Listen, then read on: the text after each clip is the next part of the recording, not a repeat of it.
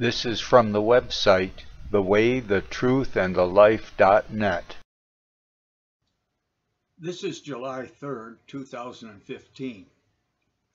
I watched a news clip on BBC about the massacre in Tunisia, and it motivated me to make this video. I'll show the clip and explain. It's meant for Obama and those that support them, in hope that they can see some of the foolishness of what he's doing.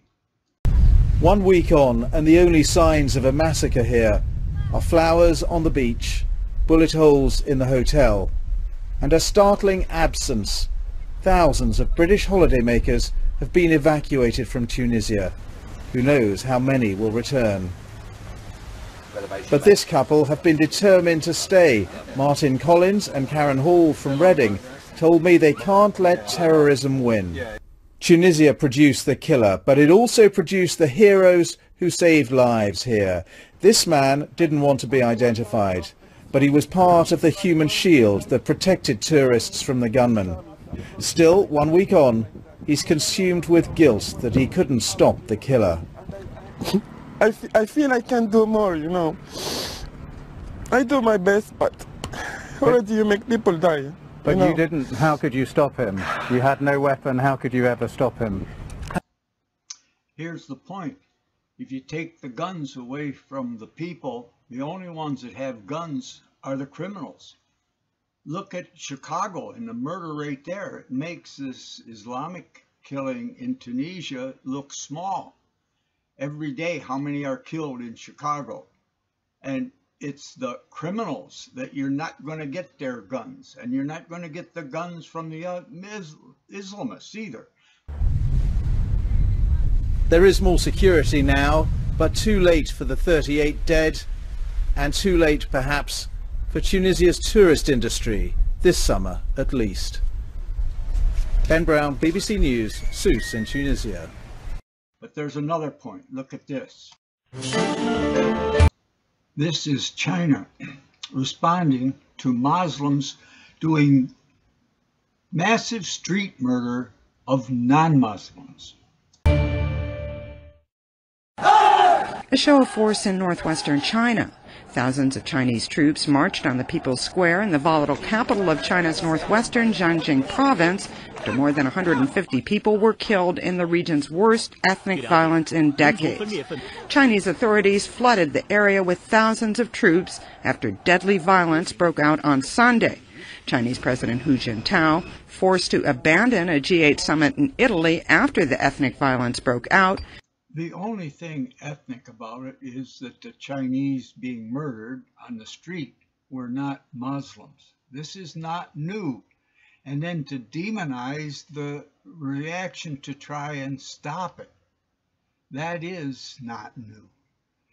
And to see the truth being removed from YouTube videos and a bunch of false propaganda put up there is becoming standard. Said maintaining stability was the most urgent task. Who said minority Muslim Uyghurs attacked majority Han Chinese in an act organized by forces at home and abroad. In Washington, exiled Uyghur activist Rabia Kadir denied all charges that she had instigated any protests. These accusations are false. It has nothing to do with me. It is the root cause of the problem is heavy-handed policies imposed by the Chinese. Announcing Book 5 in the Crackpot Conspiracy series, Islamic World Domination, Fact or Fiction by Martin and Patricia Riot. It's now available at Amazon.com. Is Islam really a religion of peace? Do you believe the war on terror is really over, as the Obama administration claims? Did you know that the Quran, or Quran, the holy book of Islam, commands its followers to spread Islam by the sword? And that's how they've been spreading it for centuries. The Quran instructs its followers to lie, that's known as taqiyya, or lie by omission, known as kitman, in order to spread Islam. According to the Quran, the holy book of Muslims and Islam, Muslims are to pretend to be friendly to unbelievers until strong enough to overcome them. Then, Muslims are to make war against unbelievers, non-Muslims, converting them by the sword. Make no mistake about it. The goal of Islam is Islamic world domination as instructed by their holy book, the Quran. Islamic supremacists are working in the USA and around the globe to gain the power necessary to overthrow and dominate all infidels. And that's us, folks. Plus, Barack Hussein Obama is allowing infiltration into the highest levels of our government to Islamic supremacists, even into positions in national security and national defense. Get your copy today of Islamic World Domination, Fact or Fiction by Martin and Patricia Riot, and discover the truth for yourself. Islamic World Domination, Fact or Fiction by Martin and Patricia Riot is available now at Amazon.com.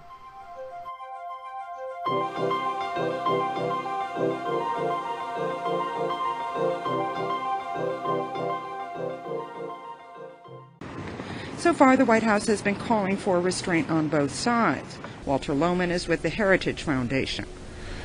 Well, it presents a challenge of where exactly human rights fall into its agenda. I mean, there are some worrying signs that issues like this, liberty abroad, don't matter a whole lot to the administration. The U.S. has been seeking China's support on issues ranging from the economic crisis to North Korean nuclear ambitions. Deborah Luderbeck, Reuters. Let me say this, and this, I don't care about being popular or whatever. The first thing you got to do is you got to study and understand who you're up against. And you must realize that this is not a religion that you're fighting against. You're fighting against a theopolitical belief system and construct. You're fighting against something that's been doing this thing since 622 AD, 7th century, 1388 years. You want to dig up Charles Martel and ask him why he was fighting the Muslim army at the Battle of Tours in 732. You want to ask the Venetian fleet at Lepanto while they were fighting a Muslim fleet in 1571. You want to ask the Christian, the Germanic and Austrian knights why they were fighting at the gates of Vienna in 1683. You want to ask people what happened in Constantinople and why today is called Istanbul, because they lost that fight in 1453. You need to get into the Quran. You need to understand their precepts. You need to read the Surah. You need to read the Hadiths. And then you can really understand this is not a perversion. They are doing exactly what this book says.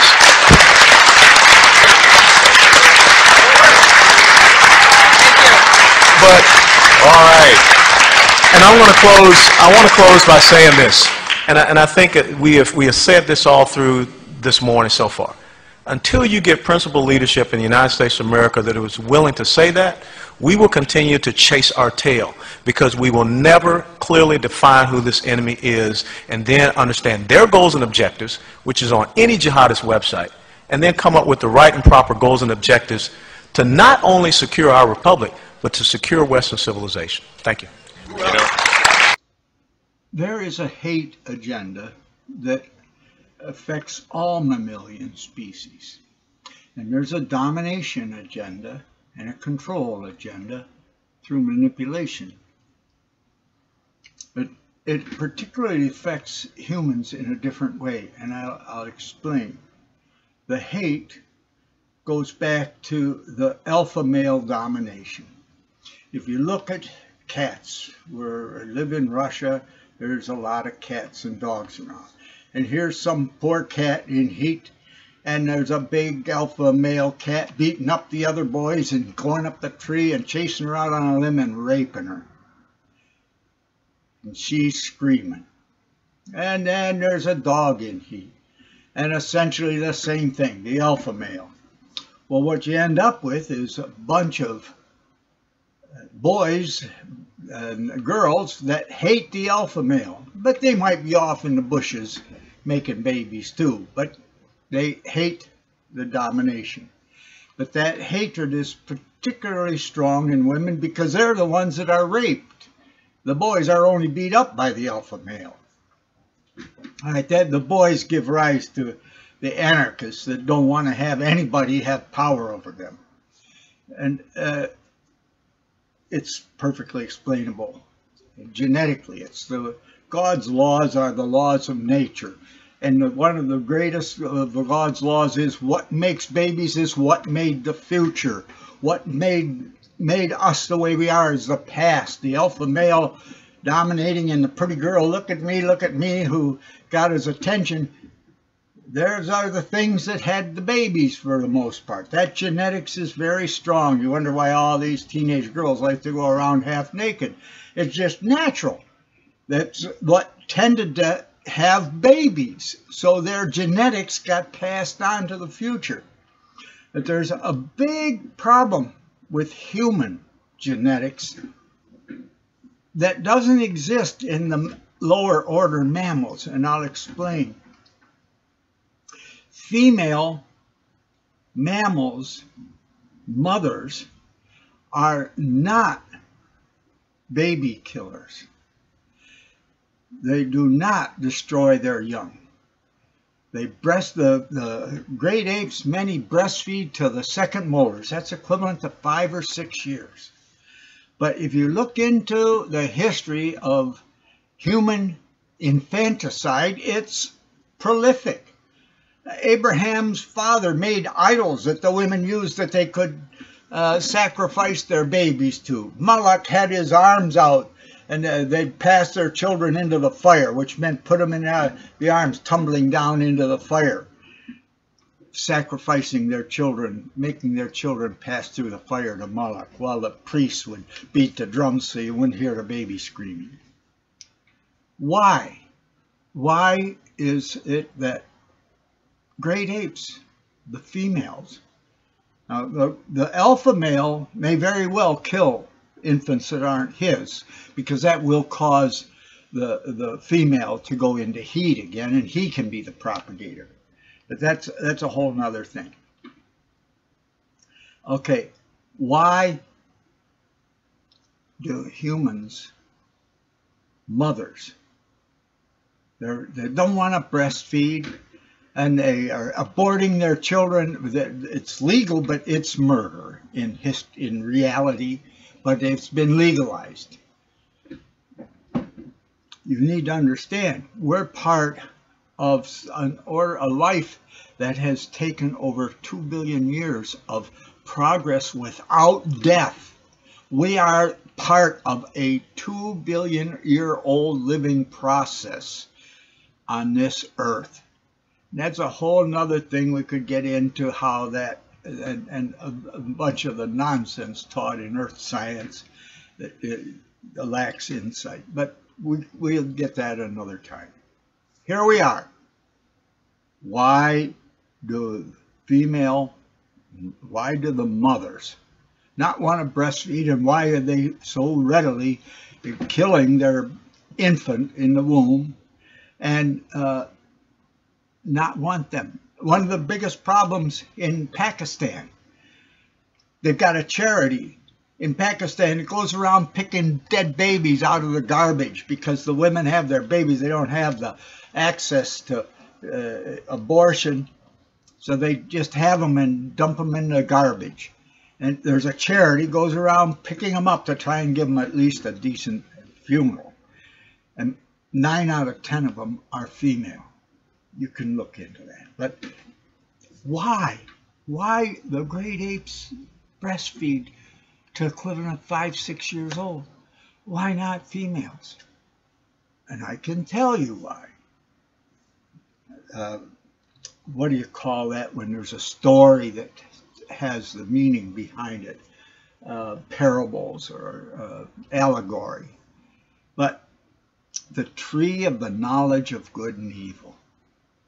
That was human beings learning logical speech so that one could tell the other cause-effect relationships.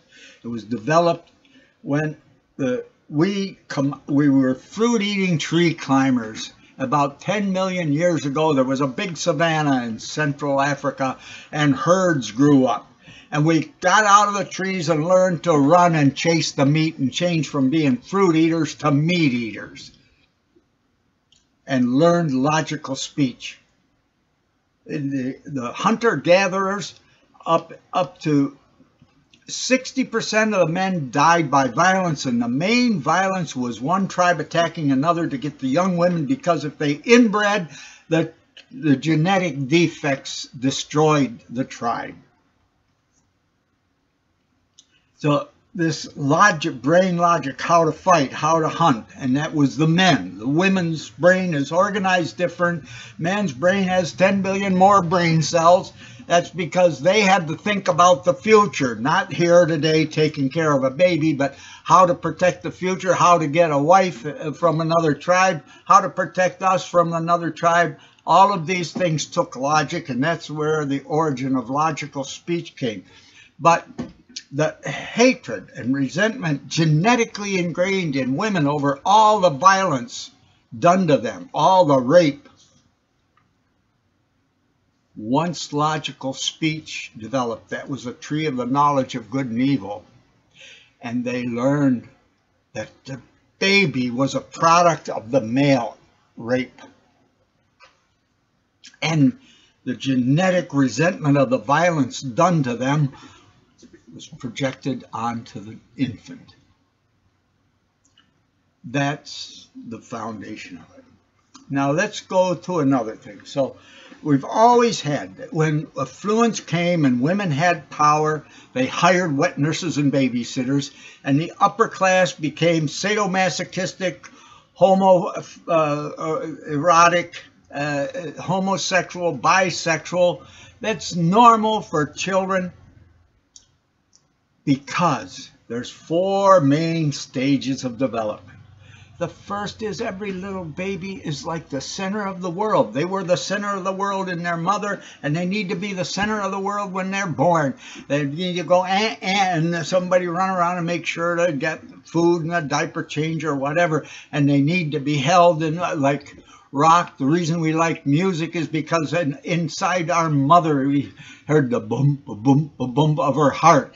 And we like to dance and bounce because when she walked, we danced and bounced.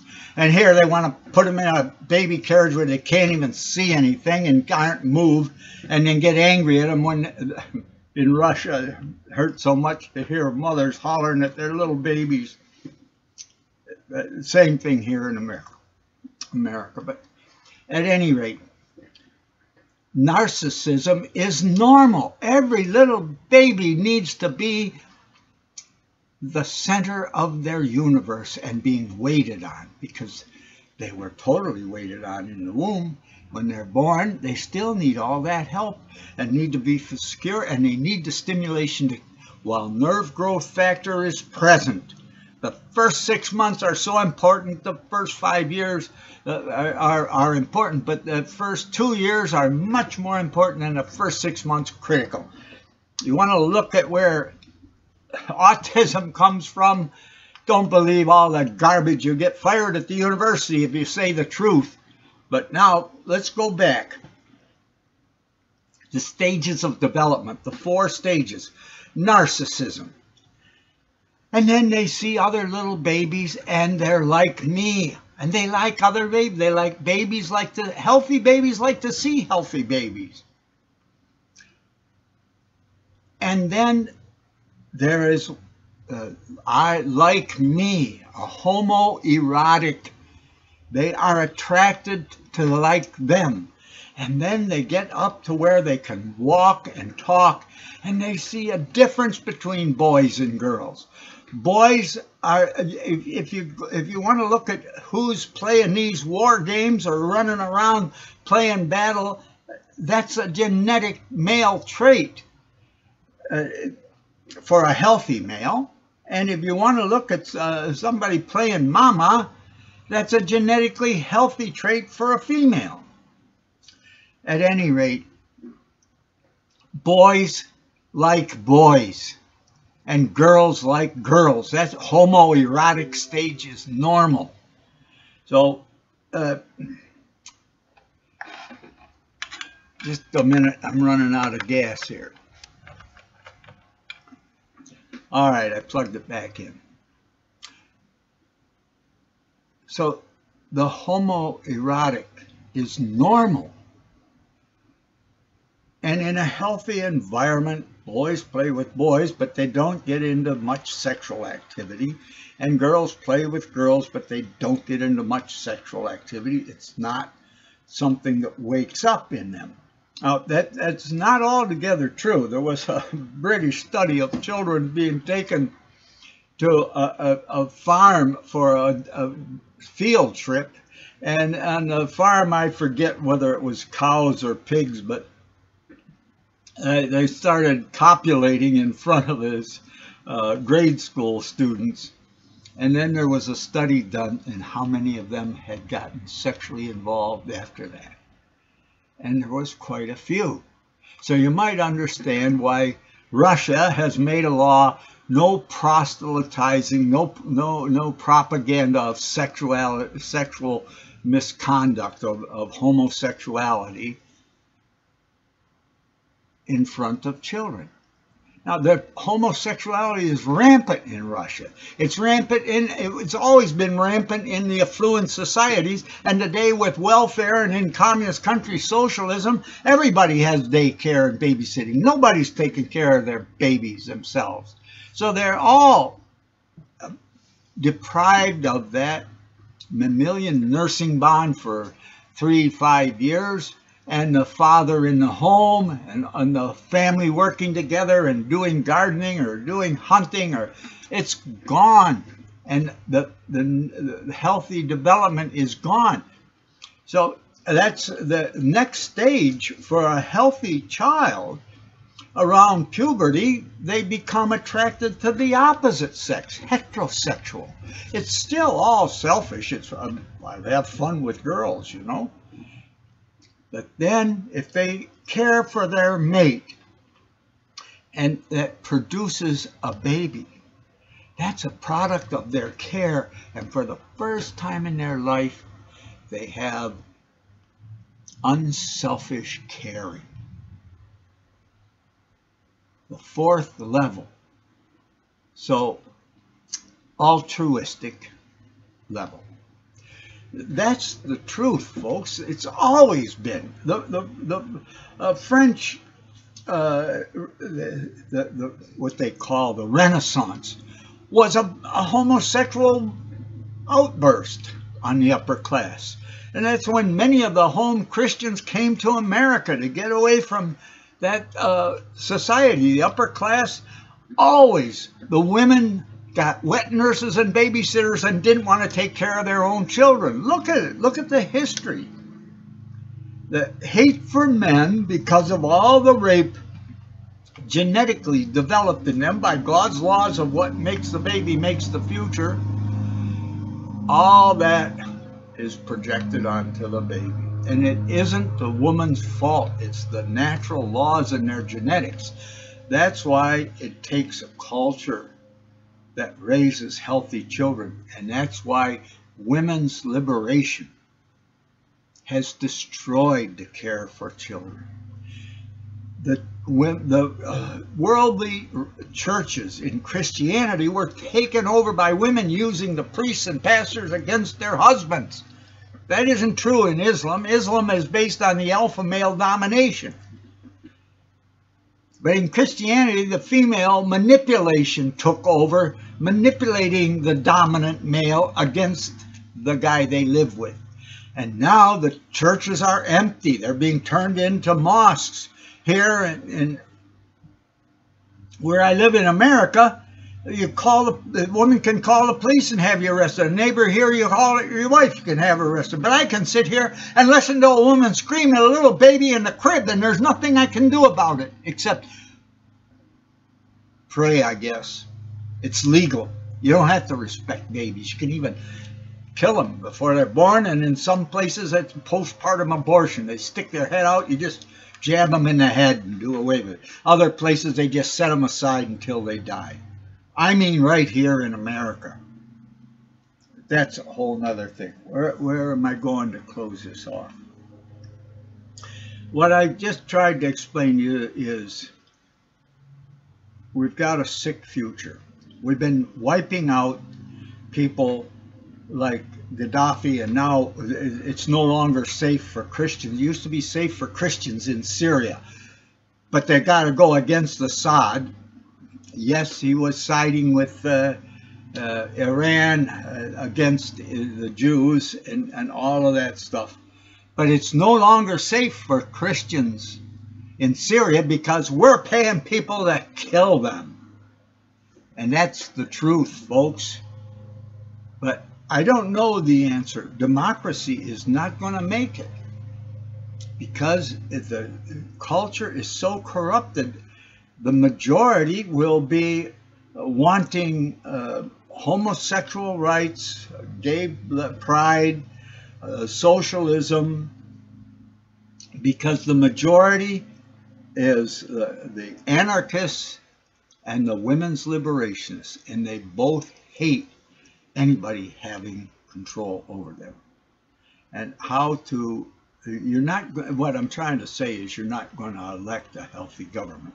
And look at all of our congressmen and millionaires and senators end up millionaires. Well, who's paying them?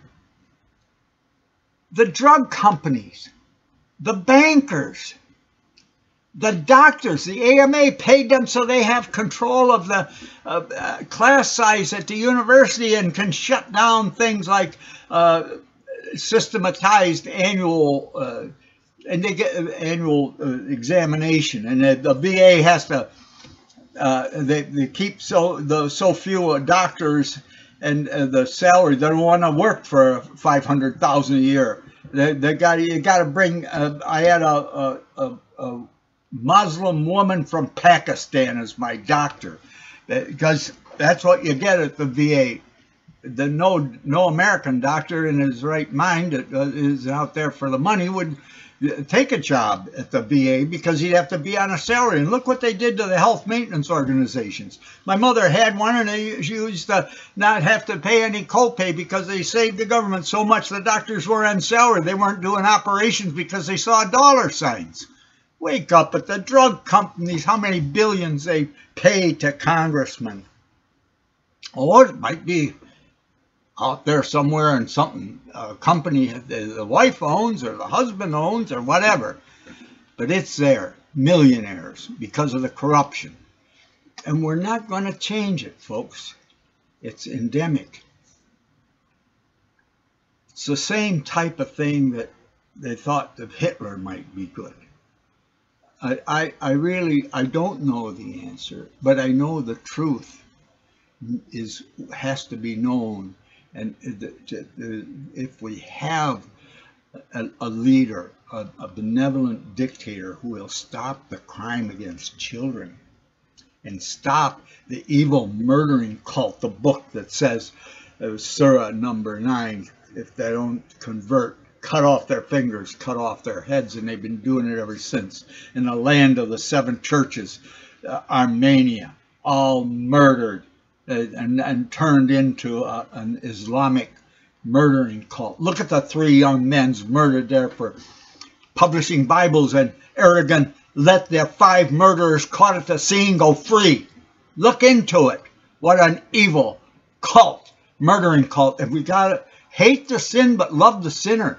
We got to help Muslims. This book, you know, the Jews, Muhammad was a camel driver, and he learned Judaism from the Jewish merchants and the same Christian merchants. And don't kid yourself, a verbal storytelling culture is intelligent people. They learn by talking to one another, not sitting there reading some book like the Jews. Blah, blah, blah, blah, blah. And then Muhammad and his followers turned that.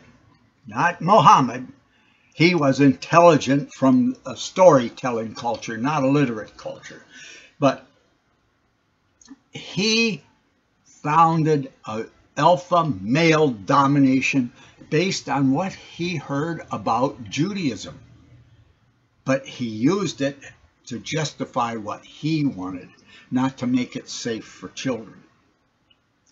Yeah, that's the whole thing. Abraham and Moses and what Joshua destroying the whole society that was murdering their children, sacrificing the Moloch and murdering Jews, and they exterminated man, woman, and child, and didn't take cows or nothing. Don't want nothing, just don't want that evil culture.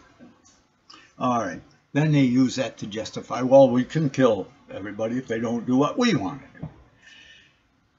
That's the roots of it, rather than making it a safe place for children. And that was, Abraham was the archetype of not killing your baby and made a special people. The Jews that didn't kill their babies. Imagine. And now look at the rate of abortion. But that's another thing. So Muhammad learned this book, and his followers made them memorize it. That could really go into how the Shiite and Sunni break up, because the Persians were much more literate and were writing the Quran, but that was after Muhammad. But that's a whole nother thing. Just like the moon was the institute to find the perfect moon calendar, which was insane because the moon's unstable due to tides. But where are we at here? The difference between the cult that tried to save children, Judaism, and Muhammad's cult is, in Judaism, if you don't follow the Torah, your family rejects you. In Islam, if you don't follow the Quran, your family kills you. I don't know where to go from this except to end it, to try it, and hope that the truth will make you free.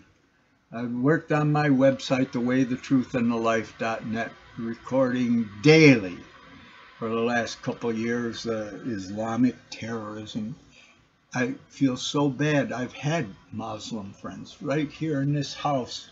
I had Muslim friends from the university, had him and his wife, and then they were uncomfortable. I said, well, why are you uncomfortable? I said, religion. I said, well, what's about your religion? They said, well, we pray 5 times a day. I said, well, I do too. I pray when I get up, my 3 meals, and I pray when I go to bed. You know, I didn't understand what they were talking about, but now I do, because I've had to go through all the places where I'm living in 97, I was taught in Lithuania. 99, I taught in Belarus. 2000, I went to Russia. I married Olga. I taught for English, spoken English in Russia, using the English-Russian Bible for 10 years. I've lived in Russia now 15 years. I have to be there 6 months of the year to keep my residency. And all the evil garbage that you hear on American news, we're paying fascists in Ukraine to overthrow the elected government and murder their own people because they speak Russian. And Kiev historically was the capital of Russia. They moved it to Moscow for safety from the German, Polish, and Lithuanian invasions. And now those same people that joined Hitler's army, their children and grandchildren, were giving them to kill people because they speak Russian. They're Ukrainians. It's like paying Canada to murder the people in Quebec because they speak French. The hate for Jews and communists, and BBC made a recording of one of their leaders actually saying it openly. We got to kill all the Russian speaking and the Jewish. Get rid of them. The same hate taught by Hitler. But that's a whole nother thing. I mean, when I go to Russia and the suffering, the children escaped from Ukraine into Russia, millions of them, and the one with a broken leg there in our apartment complex. But at any rate, I hope the truth will make you free. Forgive me if you go to my website and you find things not in order yet. I've rearranged and I'm It's a life's work. I've worked on it for years, and now to rearrange it and put it in better order for you is going to take a few years. I just hope I live long enough. But I hope this video helps you with insight into the truth. And democracy is not going to save us. The truth is going to save us. Jesus said, "It's better I go away. I will send you the Spirit of truth." The Spirit of truth is the outlook of knowledge of God's laws. Better I go away, I'll send the Spirit of truth, and it will teach you all things. When my grandma was born, there were no roads, there were no cars. There was only running water if you lived downhill or had a well to dip water out of or pump it out of. Look at how much of God's laws we've learned since my grandma was born. And we're learning more, but you got to be careful. The political correctness of this cooperation of women's liberation and the anarchists and the homosexual liberation, that's a majority now, and they have control of the university. They're a product of this book reading culture, stuck in an apartment. I say like raising children stuck in a chicken coop, not the healthy development environment. That's one thing about in Russia. I've got a 6-year-old granddaughter that is so beautiful, but our apartment, there's 4 large apartment buildings around a soccer field with a playground and teeter-totter and a couple merry-go-rounds and a playhouse, and there's always children out there. Yes, there's evil behavior, but there's enough good that a healthy community builds up, and all the people around there. The social development, it's so much healthier than my home here in Kenmore, New York, where everybody's stuck along a street. There you go outside and there's people sitting there and they're talking, and people, yes, there's goofy people, but you get to know who they are, and good people help one another. We need to hate the sin but love the sinner and learn the truth. Physical structure has a lot to do with social development.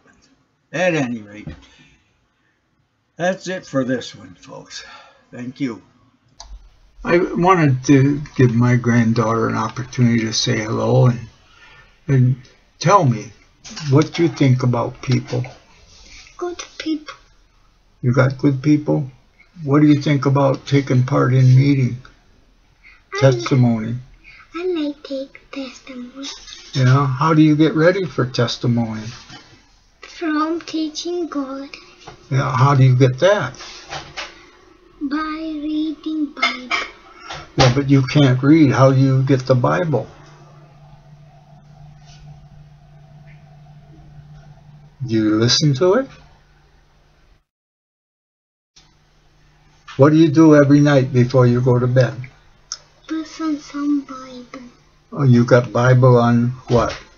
In telephone. On the cell phone. And you listen to the Bible before what? Sleep. Before sleep. Okay. I appreciate you bring a nice spirit to meeting, and I want to thank you for that. Say goodbye. Goodbye.